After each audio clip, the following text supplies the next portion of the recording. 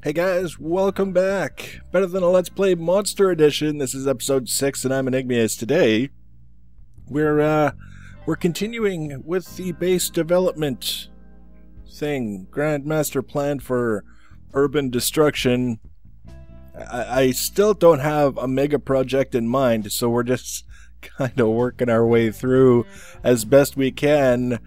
I've done a few things inside, you may notice, but we're going to start the tour outside. We're just going to do a little bit of a tour of some of the little projects that I've taken care of before we get into anything new and exciting. I finished off the lava pond under our nether portal, and I kind of like it. I don't know why I like it, but I do. So we're going to keep it, and didn't use up that much lava, and I've got tons and tons and tons of lava down at the bottom of our mine shaft, so I wasn't too worried about that. I kind of have in mind to do something with this mountain back here at some point. We'll see how it goes. I kind of put a portal there, so it's not as accessible as I may have otherwise liked. Over here, which we haven't really taken a look at since we first started this world, is the pond. And we've got our vegetable garden that I've never harvested, but I've scavenged most of the sand from it, and also it has grown deeper over time. I hear a skeleton. There's a network of tunnels running just beneath the surface of this whole hill I've found, and we get monsters crawling up out of holes in the ground all the time, and kind of have to be a little bit careful that we don't get swarmed under and surprised. But yeah, we've got this pond, and it's 3 blocks deep. Yeah, three whole blocks deep. That I don't really want to wreck it. I don't want to make it look like a swimming pool or any other kind of man-made sort of shenanigan. So I've decided that we're going to use it for our infinite water source, and just leave it as a pond, and it'll be kind of surprising to people who will never see it outside of this series that we've got a water source under here. And the best way I determined to do that was to set ourselves up with some of these here aqueous accumulators and not drown. Not drowning is always a pretty decent goal. And just kind of have them spread out far enough that I don't want them to look cramped. I don't think it hurts them. I don't think it impairs their ability to function, but we don't want them all jammed together and looking like they're all borrowing from the same block. Now, I want to change all these so that the only available port is actually facing down. Hey! Oh, because I'm drowning. See, because I heard the skeleton, and I was so involved with what I was doing that I thought, hey, that's got to be the skeleton doing something. So all of these now are kind of facing in towards the middle. It's raining, of course, because if it's not nighttime, it's raining. And that's the extent of what we need to do here to get that set up. We're going to head inside where it's not raining, hopefully, you never know. Now you'll notice we have a new floor, because previously we just had the grass, the dirt with the grass on it, and that was, you know, it was a floor, but it wasn't really man-made. Sometimes the floor just has to look like someone put some effort into it, otherwise it doesn't seem like a floor at all. And then I adjusted the orientation of the entrance to the mine shaft and fenced it off a little bit, because zombies and stuff were coming up from down below, and there's too many tunnels and there's too much going on down there to really expect to light it all up such that they stop, especially considering in a lot of cases they can spawn at nighttime outside, wander into one of the caves, and then find their way up here whether it's lit all the way down there or not. So we set ourselves up with that. I've added a few more courses to the smeltery, so it continues to grow upwards, where we will continue to grow it until it is pretty close to the roof, and then we will call it good, just because when we're smelting stacks of ore, it's nice to be able to just throw them in there all at once and not have to worry about it. I think we're beyond the point now where we can do a single stack. We can do a stack and a bit. There's 3, 4, 5, 6, 7, 8, 9, 10, 11. So we can do 99 blocks of ore at a time, about a stack and a half. So that's kind of cool. By the time we're done, we might be able to do 2 stacks at once.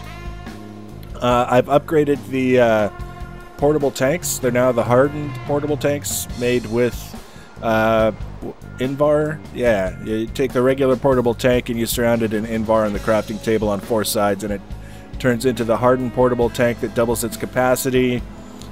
We've got all our machines in here now, plus we've got the igneous extruder because I needed some obsidian, and it was one of those things where we had to make a decision. Do we invest the diamonds into a diamond pick to go harvest the obsidian after we went to all that trouble to do the port-in-place nether portal so we could avoid having to use the diamonds to make the pick to get the obsidian, or just make one of these guys? So we went with one of these guys.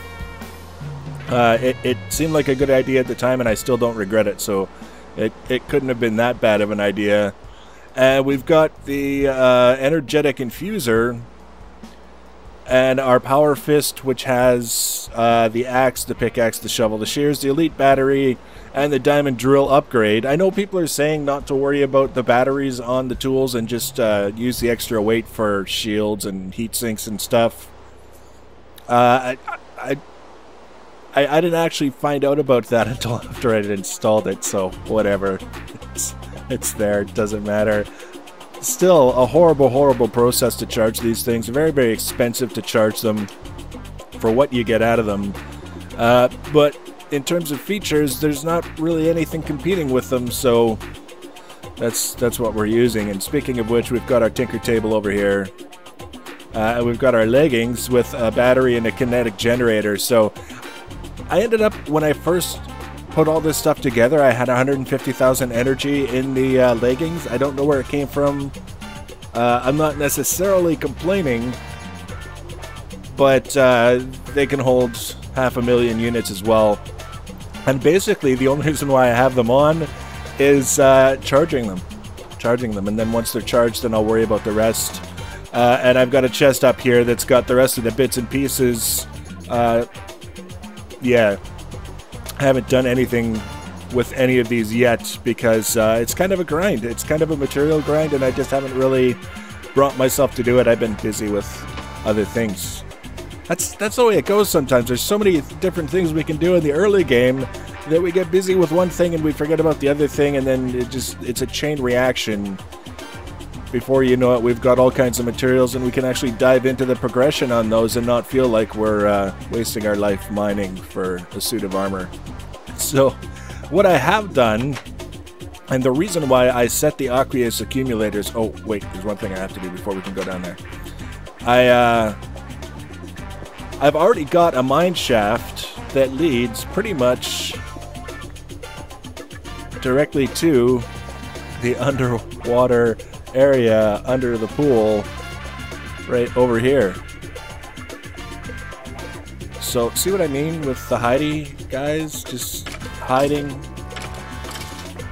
This mine shaft is turning into a mess, which just saying that, it seems odd to me that a mine shaft could be a mess, because aren't they just sort of a mess by default, the very nature? So now all I have to do is dig up and find where I put these guys. There we go. There's one. Like so. Yeah, that's one. And then there should be another one. Oh, we need the shovel. Did we really put it on dirt? Yes, we did. And another one. You know what would be even easier than all this? Is if we take this and we slog our way. Oh, slogging. Much slogging. There we go. Now all the water will go away. And we've got that one and that one. Now I'm kind of lost. We're fine. We're fine. There we go. Like that. There we go. And this one or this one? Is it 2 away? Or 1 away? It's kind of hard to see them, I have to admit. There we go. So that's all of the water bits, and now just so that I think about it later when I'm down here, I would actually like to dig this out a little bit more because we're going to have the fluid ducts connecting up down here, and that's going to take up some room in the ceiling. And we got that. And actually, let's do it off to the side a bit. And that guy. And that guy. And now let's just make sure we're headed in the right direction, because see, this is what I'm talking about with the cave network. So anybody can come in through here. I guess I could block it up, but that, I don't know, for some reason I kind of like the idea of having it there. It's one of those things where I complain about it, but there's a solution and I ignore the solution because I like it enough to keep it. It's an idiosyncrasy, to say the least. Now, we're just looking for where we punched the hole. And I think, at this point, is that the stairway up, or is that just a light? Oh yeah, that's right. We had to come down the hallways, didn't we? So this is all these strips that I'm walking through are parts that I've mined, looking for usually copper at this level, but copper, coal, sometimes iron. So, yeah, we're gonna go down. Ouch. And that ought to be... Oh, I hear the footsteps. I hear you, danger. Where are you? Alright. Be that way. So that's kind of marked now, at the very least. And there we are. Yeah, we weren't too far off, I guess. If I want to lie to myself and tell myself everything's going to be okay. Oh, there you see. He's flopping and hopping around with the red eyes and the anger. Still, yeah, I'm glad you noticed. I'm still using a stone sword. This is the 7th or 8th stone sword. There's another guy. I could just put a liquid duct or fluid duct to block his path. Oh, hey, he gave us an ingot. That was very thoughtful, Mr. Zombie. We can use those. And we're going to pretend that thoughtful is a word that applies to this layout. There's the other bit. So we can go like this. All this limestone. This is what the floor in the base is made out of, actually, is limestone that's converted to the bricks because they're a little bit less ugly than the regular limestone. And I'm so distracted by all of the walkie-walkersons around here. This guy, watch, he's coming up. Everyone's got an axe to grind or a bone to pick, and we're just trying to put in some plumbing. If y'all wouldn't mind. I hear you. If they wouldn't just bugger off. Trying to be civilized, god damn it. And if I come down here, oh, I think he's trying to trick us. Let's see. Can I come in from that side? I don't know. Nope. Let's take that off. And what about... This is getting silly. This is a lot of effort for a lot of little... There we go. And there's my steak. because hunger is real. Sometimes you just gotta take a break for a steak. And what do we got here? Are you maxed out there, Liquiduct? Is that what you're telling me? Fluid Duct, sorry. We went through all this. I should now be able to just head back upstairs and connect everything together for our wonderful shenanigan. And got that. There we go. It updated and everything is working. The water is in fact flowing, and then we're gonna go like this. And go. I don't know if this is gonna work. I came up with this idea and it seemed like a really good idea. So we've got this 16 bucket hardened portable tank with water. And then if we take our igneous extruder, that is always a big fan of water, I can't help but wonder if. So if we take it in from the bottom, and actually, yeah, we'll put that up top. And blah blah. Do we have to change it? Does that make it? No. Why not? Is it only down? Fine, be that way. So that didn't work, but the plan was to have it so that it would, if we needed water, we could just take our bucket and we could right click on this guy with the bucket and get ourselves a bucket of water, but it would also automatically feed into the igneous extruder and accept water from there. I'm kind of thinking that maybe if we put the extruder up a block and put another fluid duct, it might work. To be completely honest with you, I don't care. It's not that important to me. It was just one of those ideas that came to me and I've since decided was kind of crap. So that's, I mean, stop and think about all the things that we can do and that take so much time. Plumbing, now we can add that to the list. But getting an infinite source of water in the facility here has actually been something that I've been wanting to do for a while, for the igneous extruder, for a number of different things that I can't remember now. Just having that water, I will be much happier.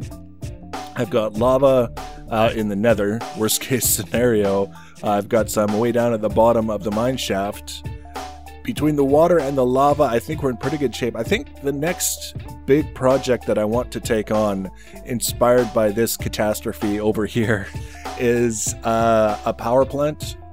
We're going to build a structure to house a power plant, but we're not going to do it the way I've done it in the past, where I assign way too much space and then only use a tiny little fraction of it. I'm going to set it up so that it's small enough that we can always add more if we want to later on without feeling like doing so is a major undertaking, and also small enough that when we put something in place, it looks like it's actually filling the room instead of just a little bit of something off in a corner. And then we can have a power plant that's drawing energy from a variety of different resources. So if we come across a source of oil, we can get that oil back to the facilities, and we'll set up a power plant that uses fuel. We'll refine it, we'll do what we need to do, and on and on and on for all those different things. And then we'll have another structure at some point for a proper, this time, a proper ME storage network with all of the things and all the storage monitors, so you can just right click on the monitor when you need some stuff and it gives you some stuff, and just toss all your goodies into a chest and it puts it all into the system for you. Things like that are the two most practical projects that we can take on now that we've got the basics in place, without all of the basics, like our armor, being in place. That's where we're at. So the next episode, we'll probably do a little bit of a time-lapse build. We'll get the start on the power plant, and then we'll take a look at exactly what we're going to install in the power plant, what it's going to run on, how we're going to get the fuel to it, etc., etc. We'll take it from there. So by all means, please leave your comments and feedback below. If you want to be notified when I add the next episode, the easiest way to do that is to subscribe to my channel, or follow me on Twitter at Enigmius1, or follow me on Google+. Plus, Enigmius1. Thanks for watching, guys, and take care.